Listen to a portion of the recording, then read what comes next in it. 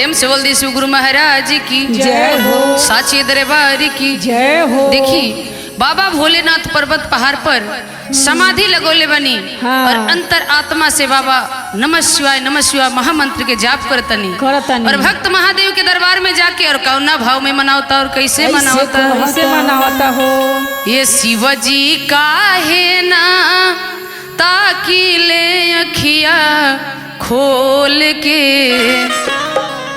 असुंदर मुख से बोल के ना ए बाबा का है नाता कैले अखिया खोल के सुंदर मुख से बोल के ना। ए शिव जी का है नाता किले अखिया खोल के सुंदर मुख से बोल के ना। ए बाबा का है नाता खेले अखिया खोल के सुंदर मुख से बोल के ना। बोलिए शिव गुरु महाराज की जय हो। काहे नाता खेले अखिया खोल के सुंदर मुख से बोल के ना। शिवाजी काहे नाता खेले अखिया खोल के सुंदर मुख से बोल के ना। अब देखी भक्त का कहता कि बाबा अगर आँख ना खोले तो हमरो खातिर जल लेके आए। ए हमें तो गंगा तीरवा जाएब जलवा भर के ले आएब। जलवा भर के ले आइब जलवा भर के आइब। और का कहे के बा तो अपना भोला पर चढ़ाएब हथवा जोर के सुंदर मुख से बोल के ना। हे शिवाजी काहे नाता कैले अखिया खोल के सुंदर मुख से बोल के ना।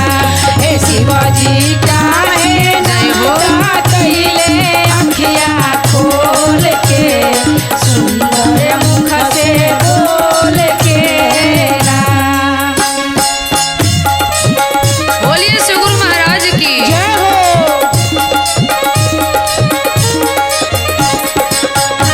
हे नाता कैले अखिया खोल के सुंदर मुख से बोल के ना। हे भुवजा काहे नाता कैले अखिया खोल के सुंदर मुख से बोल के ना।